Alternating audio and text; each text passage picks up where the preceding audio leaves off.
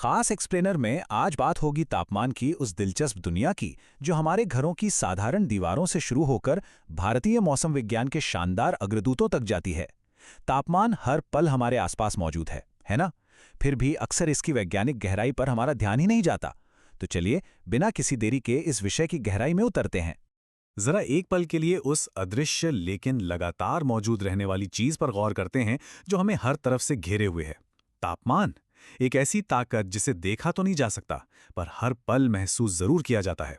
चाहे वो कमरे की हल्की ठंडक हो या बाहर की तेज चिलचिलाती धूप, ये अदृश्य शक्तियां लगातार हमारे पर्यावरण को आकार दे रही हैं। सच कहा जाए तो ये हमारे रोजमर्रा के जीवन को पूरी तरह से प्रभावित करती हैं। भाग 1, कक्ष का तापमान यानी रूम टेम्परेचर। अगर ध्यान दिया जाए तो तापमापी या थर्मामीटर उन जगहों पर हमेशा मौजूद रहते हैं जिनसे हम बहुत अच्छी तरह वाकिफ हैं। स्कूलों की प्रयोगशालाओं में चुपचाप लटकते हुए या किसी लोकल डॉक्टर के क्लिनिक और अस्पताल की दीवारों पर टंगे हुए। देखने में ये कोई बहुत भारी भरकम या जटिल मशीनें नहीं लगते, लेकिन जरा सोचिए, विज्ञान को हमारी रोजमर्रा की जिंदगी से जोड़ने में इनका कितना बड़ा रोल है। बिना किसी शोर शराबे के ये अपना काम बखूबी करते रहते हैं। तो बात जब कक्ष तापमापी यानी रूम थर्मोमीटर की आती है, तो ये विशेष रूप से हमारे आसपास के अंदरूनी माहौल का एक अनुमानित तापमान बताने के लिए डिजाइन किए जाते हैं। अब ये शायद एकदम पॉइंट बाय पॉइंट सूक्ष्म डेटा ना दें, लेकिन ये उस खास कमरे की गर्मी और ठंडक का एक बहुत ही विश्वसनीय और प्रैक्टिकल अनुमान दे देते हैं। और हमारी दिन प्रतिदिन की गतिविधियों के लिए इतना जानना बिल्कुल पर्याप्त होता है। भाग 2, मौसम और तापमान। अब कमरों के अंदर के तापमान से थोड़ा बाहर निकलते हैं। टीवी या इंटरनेट पर जब भी मौसम का पूर्वानुमान देखा जाता है, तो एक बड़ा ही दिलचस्प सवाल दिमाग में आता है। क्या हर दिन की गर्मी या ठंड का स्तर यानी अधिकतम और न्यूनतम तापमान हमेशा एक जैसा रहता है? यह एक ऐसा सवाल है जो हमें मौसम विज्ञान की बेसिक बातों को और भी गहराई से समझने का मौका देता है।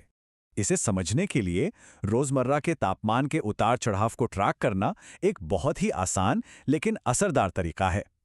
कोई भी व्यक्ति, जी हां कोई भी, एक वैज्ञानिक की तरह काम कर सकता है। अगर सिर्फ 10 दिनों तक रोजाना के अधिकतम और न्यूनतम तापमान को दर्ज किया जाए, तो एक पूरा मौसमी पैटर्न उभरकर सामने आ जाता है। ये डेटा खुद ब खुद बहुत सी बातें बताने लगता है जिनका आसानी से विश्लेषण किया जा सकता है। और जब इस तरह से जमा किए गए डेटा को ध्यान से देखा जाता है, तो एक वैज्ञानिक सच्चाई तुरंत साफ हो जाती है। मौसम किसी एक चीज से नहीं बनता, बल्कि यह अनगिनत और बहुत ही जटिल कारकों पर निर्भर करता है। यही वजह है कि तापमान की रीडिंग हर दिन बदलती रहती है। हवा की गति कैसी है, बादलों की स्थिति क्या है, ऐसे कई सारे अलग अलग फैक्टर्स मिलकर हर दिन एक बिल्कुल नया और अनोखा मौसमी स्वरूप तैयार कर देते हैं। अब जरा इस बड़े सीजनल बदलाव को महसूस कीजिए। जैसे जैसे गर्मियों का मौसम आता है, तेज धूप के साथ तापमान का ऊपर जाना एकदम स्वाभाविक सी बात है। और इसके ठीक उलट, जब सर्दियों की शुरुआत होती है, तो वही हवाएं अपने साथ एक चुभने वाली ठंडक ले आती हैं और तापमान तेजी से नीचे गिरने लगता है। ये प्रकृति का एक बहुत ही स्पष्ट, सीधा और गतिशील चक्र है जो बिना रुके पूरे साल चलता रहता है।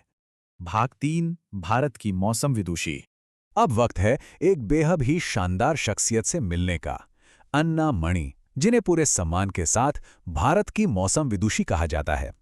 1918 से 2001 तक के अपने जीवन काल में वो एक ऐसी कमाल की वैज्ञानिक रहीं जिनका योगदान भारतीय मौसम विज्ञान की पूरी दिशा को बदलने वाला साबित हुआ।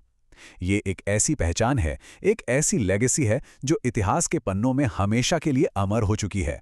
उनकी ये अविश्वसनीय विरासत कई मोर्चों पर फैली हुई है। उन्होंने मौसम को सटीकता से मापने वाले कई जरूरी उपकरणों का खुद आविष्कार किया और उन्हें बनाया। उनके इस एक कदम से विदेशी उपकरणों पर देश की निर्भरता काफी हद तक खत्म हो गई। और बात सिर्फ यहीं तक नहीं रुकी। उन्होंने उस दौर में पवन और सौर ऊर्जा की अपार संभावनाओं की तलाश शुरू कर दी थी, जब पूरी दुनिया में इन विषयों पर शायद ही कोई वैज्ञानिक चर्चा होती थी। वाकई यह बहुत ही दूरदर्शी सोच थी। और ये बात कितनी दिलचस्प है कि दशकों पहले पवन और सौर ऊर्जा के क्षेत्र में किया गया उनका वही शुरुआती और बुनियादी शोध आज राष्ट्र को रिन्यूएबल एनर्जी यानी नवीकरणीय ऊर्जा के मामले में दुनिया के अग्रणी देशों में खड़ा कर रहा है।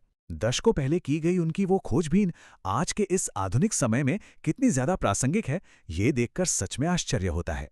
तो इस एक्सप्लेनर को समाप्त करने से पहले एक बहुत ही जरूरी और आकर्षक प्रश्न पर विचार करना बनता है।